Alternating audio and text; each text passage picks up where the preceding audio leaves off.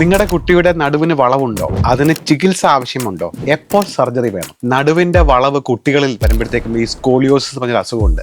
അപ്പൊ പലപ്പോഴും നമ്മൾ ചോദിക്കും, എന്താ ഇത് കണ്ടുപിടിക്കാൻ താമസിച്ചേ? അയ്യോ ഡോക്ടറെ, ഇത്രയും വലിയ സ്കൂൾ ബാഗ് കൊണ്ട് നടക്കുമ്പോഴേക്കും നമ്മൾ വിചാരിച്ചു അതുകൊണ്ട് വളഞ്ഞു പോയതാന്നുള്ളത്. ഇതൊരു വളരെ വലിയ മിഥ്യയാണ്.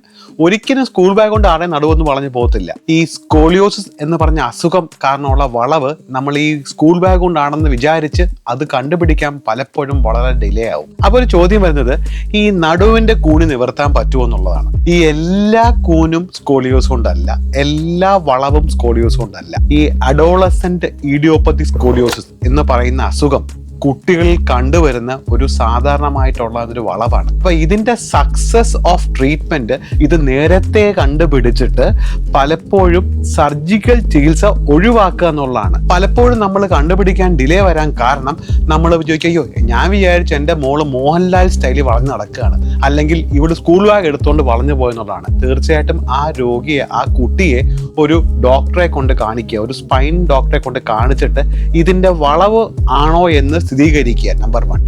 ഇത് കണ്ടുപിടിച്ച് കഴിഞ്ഞാൽ ഇതിന്റെ ചികിത്സ, ഇതിന്റെ ഡിഗ്രിയും പല കാരണങ്ങൾ വെച്ചിട്ടാണ്. ഇത് എത്ര ഡിഗ്രി ഉണ്ട്, ഇത് എത്ര കുട്ടിക്ക് വളർച്ച ബാക്കിയുണ്ട്, അത് വെച്ചിട്ടാണ് ചികിത്സ സാധിക്കുക.